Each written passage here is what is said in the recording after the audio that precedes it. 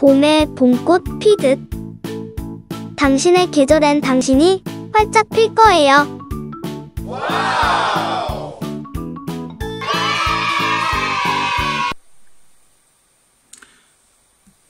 안녕하십니까, 상훈쌤입니다. 지난 시간이어서 오늘은 동사 진행하도록 할게요. 자, 동사의 개념.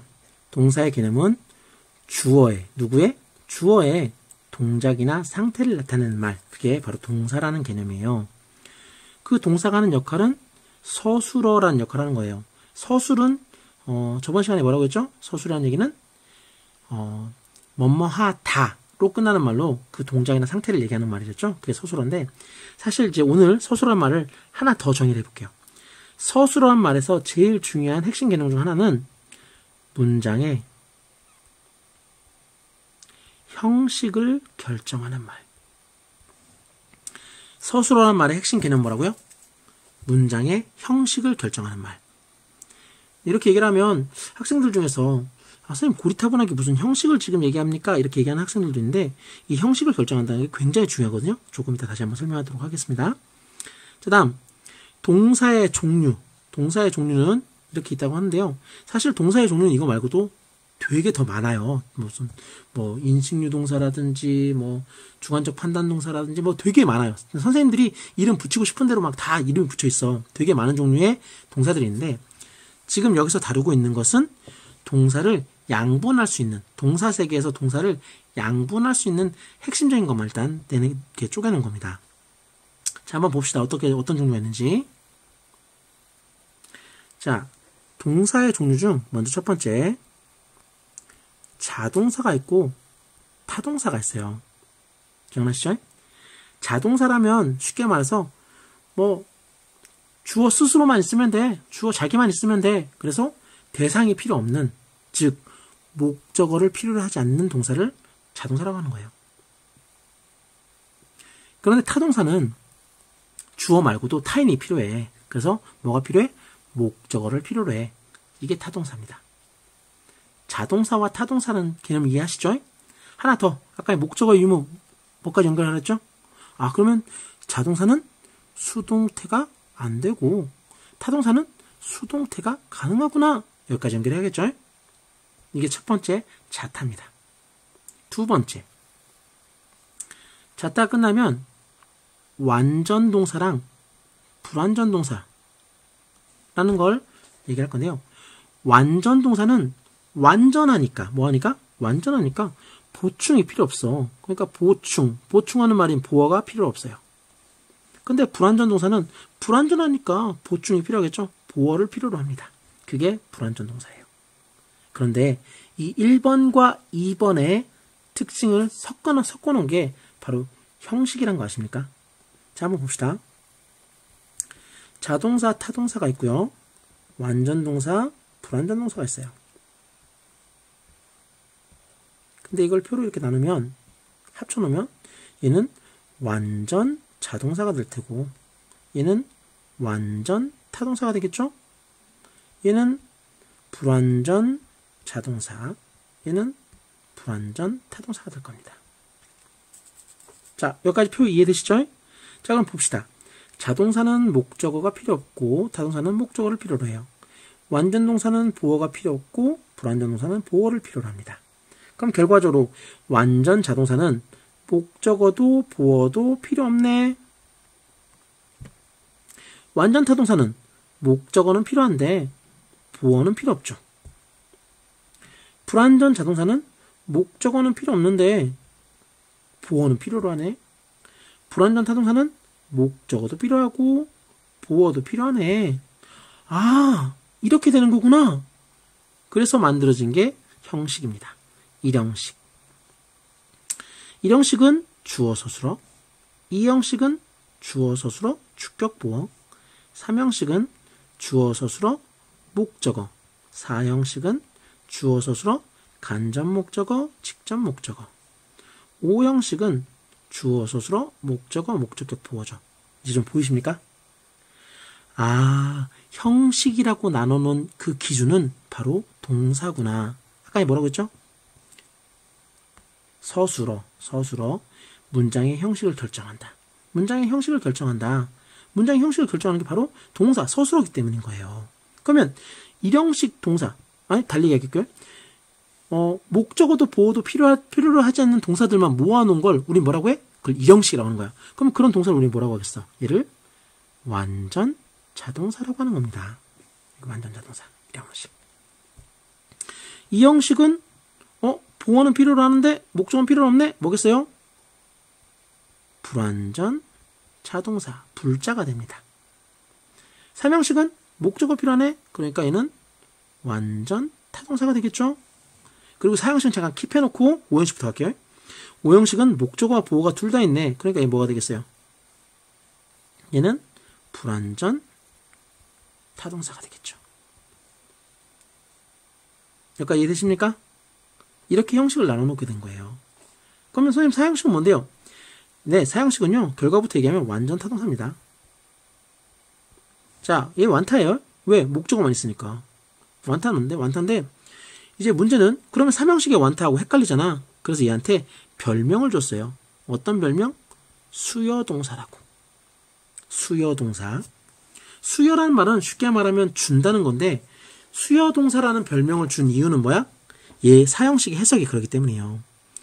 4형식 해석은 주어는 간접 목적어에게 직접 목적어를 서술어해 준다. 서술어해 준다. 이렇게 주다라는 해석이 되는 거야. 그래서 얘를 수여동사라고 이름 짓게 된 겁니다. 그래서 이렇게 형식을 나누게 된 거예요. 이제 조금 이해되십니까? 우리가 형식을 배워야 되는 이유? 형식을 배워야 되는 이유는 일단 기본적으로 문장 구조에 따라서 해석이 달라질 수 있다는 거, 여기에 먼저 주안점을 두셔야 돼요. 즉, 일형식 해석은 주어는 서술어 한다가 됩니다. 이걸로 끝나요. 나머지 부사가 붙을 수도 있겠지만 일단 일형식은 주어는 서술어 한다. 그게 끝이에요. 이형식은 이제 조금 복잡해지는 게 왜? 주격 보호가 명사일 수도 있고 형용사일 수도 있겠죠. 그런데 명사라면 주어는 보어다 라는 해석이 되고요. 형용사라면 주어는 보어스럽다 라는 해석이 됩니다. 그게 바로 이형식의 해석입니다. 3형식은 주어는 목적어를 서술어 한다 라는 해석이 돼요. 그게 3형식 해석이에요. 4형식은 얘기했죠? 주어는 간접 목적어에게 직접 목적어를 서술어해 준다 이런 해석이 되는 건데 그러다 보니까 간접 목적어에는 주로 사람이 들어가요. 반대로 직접 목적어는 사람이 들어가면 안 되겠죠? 이해되십니까? 네, 그래서 보통 간접 목적어에는 사람이 자주 들어가고 직접 목적어에는 사람이 아닌 사물이 들어간다 이렇게 많이들 배우셨을 겁니다. 마지막 5형식. 5형식은요, 마찬가지로 보어에 명사가 들어갈 수도 있고 형사가 들어갈 수도 있는데 5형식은 조금 편한 게 그냥 이렇게 하시면 될 것 같아요. 주어는 서술어 한다. 목적어가 목적격 보어하게. 이렇게 하시면 거의 비슷하게 해석이 됩니다. 그래서 일단 첫 번째, 문장의 형식에 따라서 해석하는 그런 방식이 정해져 있다는 거. 요거를 좀 인지하시면 우리말로 이해를 할 때도 연결할 때도 굉장히 큰 도움이 될 거예요. 그래서 형식을 이해하는 게 굉장히 중요하고요. 두 번째는요. 예를 들어 여러분 make라는 동사 아십니까? make. 네, 마케 아니죠? make죠? 이 make라는 동사가 있는데요. 이 make라는 동사는요. 조금 어려운 게 1형식에서 5형식까지 다 해요. 그럼 나머지는 안 합니까? 네, 나머지는 안 해요. 나머지 동사들은요, 1형식에서 5형식까지 다 하는 동사가 거의 없어요. 별로 없어요. 거의 없는데, make는 1형식, 5형식을 다 하는데, 이제 문제는 뭐냐면, make 하면 뜻이 뭡니까? 해석이 뭡니까? 라고 하면, 대부분 학생들이 만들다 라고 얘기해요. 맞습니다. 틀린 거 아니에요. 근데 문제는, 만들다는 3형식일 때 만들다예요. 그 얘기는, 3형식이 아니면 make는 만들다는 뜻이 아닐 수 있다는 거죠. 네, 맞아요. 1형식의 make는 가다예요. 어딜 향해서 가다. 2형식의 make는 되다입니다. 되다. 3형식이 만들다. 4형식이 만들어주다. 5형식이 하게 만들다. 그래서 하게 만들다를 우리말로 하다 보니까 결국은 뭐가 돼? 시키다가 돼버리는 거예요. 그래서 사역동사에 들어가 있죠. 이해되십니까? 제가 말씀드리고 싶은 핵심 얘기 뭐냐면요. 동사의 해석은요, 그 동사의 형식에 따라서 달라진다는 거예요. 근데 그 부분을 인지 못하면 영어를 이해하기 힘든 거예요. 물론 조금 어려워지는 건 같은 형식에서도 뜻이 다를 수도 있어요. 같은 형식에서도 뜻이 다를 수 있는데, 일단 핵심적인 건 형식이 다르면 무조건 뜻이 달라야 돼요. 그래서 형식에 따라서 동사의 뜻이 달라진다. 이렇기 때문에 동사 파트를 이해하는 건 굉장히 중요해집니다. 이게 첫 번째, 두 번째, 자타와 완전 불완전 동사의 특징입니다. 이어서 세 번째, 동작 동사하고 상태 동사에 대해서 설명할게요. 동사를 두 개로 양분하는 기준 중에 동작 동사와 상태 동사가 있는데, 말 그대로 동작 동사는 동작을 얘기하는 거고, 상태 동사는 상태를 얘기하는 거겠죠. 이제 그 부분에 대해서는 1차적으로 다들 이해를 하세요. 근데 사실 이걸 구별하기가 쉽지 않은 것도 있고, 두 번째, 얘네들을 굳이 쪼개놓은 이유는, 핵심적인 이유는 이거예요. 동작 동사는 수동태가 가능합니다. 그런데 상태 동사는 수동태가 안 돼요. 다음, 동작 동사는 진행 시가 가능한데, 뭐 현재 진행이든 과거 진행이든 어쨌든 진행 시가 가능한데, 상태 동사는 진행 시가 안 돼요. 이 두 가지가 동작 동사와 상태 동사를 이렇게 나누는 가장 큰 이유예요. 그래서 동작 동사는 이런 식의 것이 되는데 상태 동사는 그게 안 되겠죠. 근데 안 되는 동사를 가지고 수동태나 진행시를 만들어 놓고, 다음 중 틀린 것은 이렇게 내는 게 바로 문제예요. 그럼 문법 문제를 맞추지 못한 이유, 이 개념이 없기 때문이죠. 일단 동작 동사는 이게 되고 상태 동사는 그게 안 된다. 그래서 이렇게 딱 끝나면 정말 아름답고 좋은 결말이 될 텐데, 이제 조금 복잡해지는 게 뭐냐면 그 중간 어디쯤 좀 애매한 상태가 있어요. 그 중간 어디쯤 좀 애매한 상태가 있는데, 이렇게 생각을 해봅시다. 예를 들어 동작이라고 할 때는 의지가 있어야 되고 또 거기에 따른 행위가 있어야겠죠. 이 두 개가 합쳐질 때 이걸 우리가 동작이라고 볼 수 있는 거잖아. 그런데 이제 문제는 뭐냐면, 우리가 하는 그런 동작, 동사, 그런 행위 중에 보면 의지는 있는데 행위가 없거나, 반대로 행위는 있는데 의지가 없는 경우가 있어요. 이해되십니까? 자, 이해되세요? 이게 이해가 돼야 되는데. 자, 코끼리 한번 생각해 보세요. 코끼리. 다 생각했습니까? 자, 코끼리 생각했어요? 그러면 코끼리를 생각하다라는 얘기를 했을 때 의지적으로 생각을 한 거죠. 그런데 생각하면서 어떤 동작이 일어났습니까? 뭐 머리카락이 곤두서기라도 했습니까? 아니면 눈이 뭐 빨개졌나요? 뭐 손톱이 자라나기라도 했어? 그런 거 아니잖아. 그죠? 생각하다라고 했는데 의지는 있지만 행위는 없었어. 이제 이런 경우라든지, 그죠? 이런 경우라든지, 혹은 예를 들어 이건 제 얘기인데요. 제가 어릴 적에 학교를 가는 길에 갑자기 어느 추운 겨울날 이렇게 학교를 가는 길에 앞에 있는 여학생의 치마가 훅 날리면서 제가 보지 말아야 될 걸 봤습니다. 네, 죄송합니다. 보지 말아야 할 걸 봤어요. 그런데 저기서 한번 물어봅시다. 그럼 내가 보지 말아야 할 걸 봤는데 그때 나는 그 의지가 있었을까요? 의지는 없었어. 아, 진짜 맹세 진짜 의지 없었어요. 오해하지 마십시오. 의지는 없었어요. 그런데 행위는 있었죠. 보긴 봤잖아. 이해되십니까? 이제 이런 것들이 좀 걸리는 거예요. 그래서 예를 들어서 아까 전에 생각하다 think 같은 것들이나 또는 see 같은 것들은, 그죠? 얘네들은 뭐가 있어? 얘네들은 수동태는 되는데, 수동태는 돼. 근데 진행시가 안 되게 돼 있어요. 이렇게 어중간한 것들. 이제 그게 동작 동사와 상태 동사, 그리고 그 가운데 그 어중간한 것들 같은 개념으로 이제 문제를 내는 거예요. 물론 여기서도 또 자세한 얘기들이 좀 더 막 복잡해지긴 하는데, 일단 우리는 여기서는 기본적인 것만 아시고요. 여기에 관련된 동사 파트에 가서 좀 더 이런 게 있구나 라고 그때 확인해 봅시다. 그게 동작 동사와 상태 동사입니다. 자, 마지막 비동사와 일반 동사.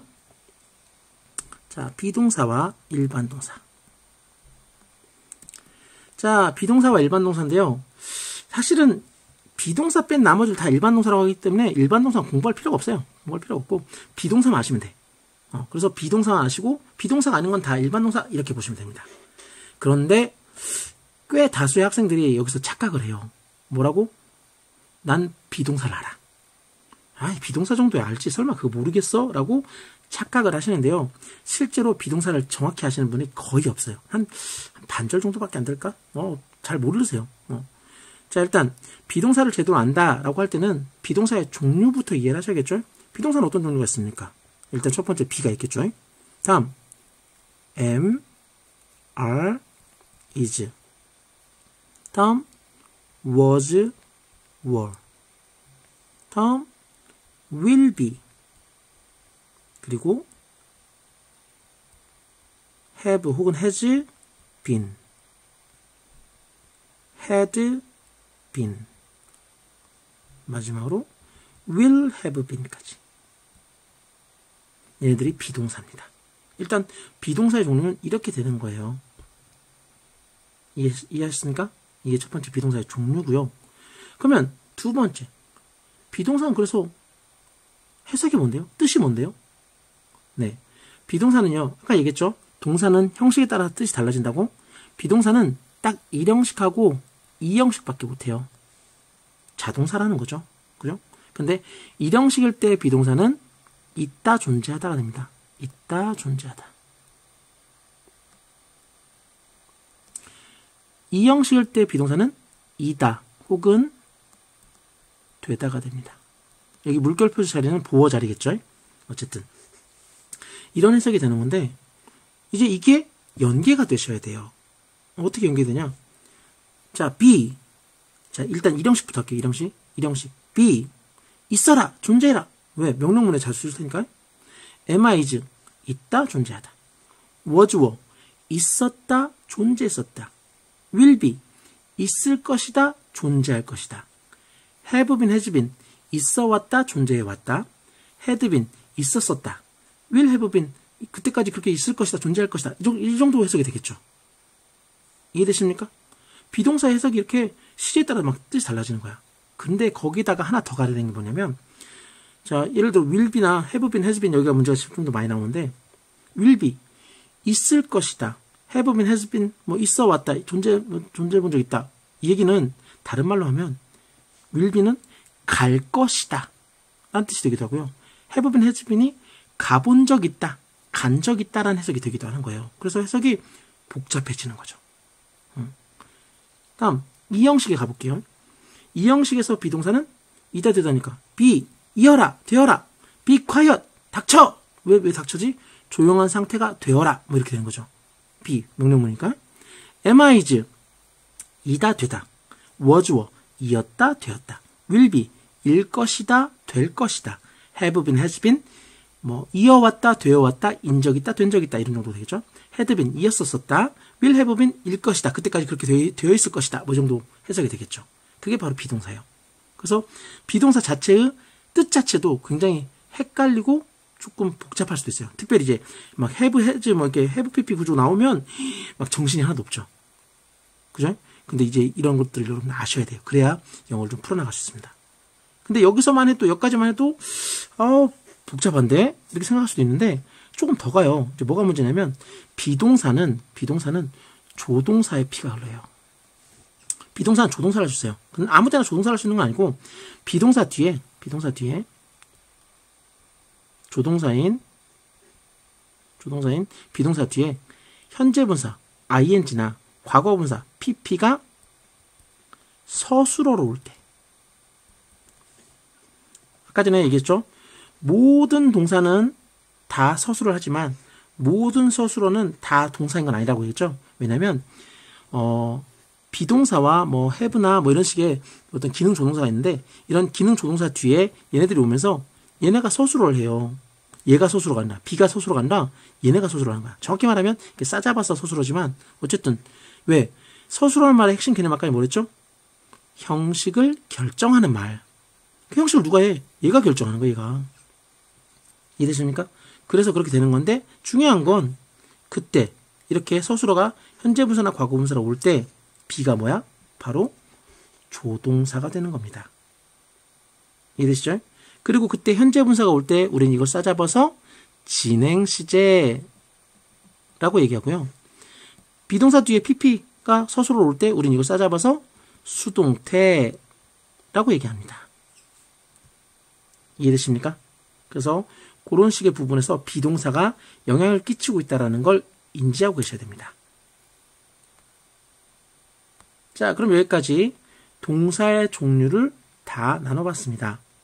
자, 이제 공무원 시험에서 자주 나오는 동사에 관련해서 문제 나오는 그런 장난치는 것들, 그런 것들 한번 볼게요.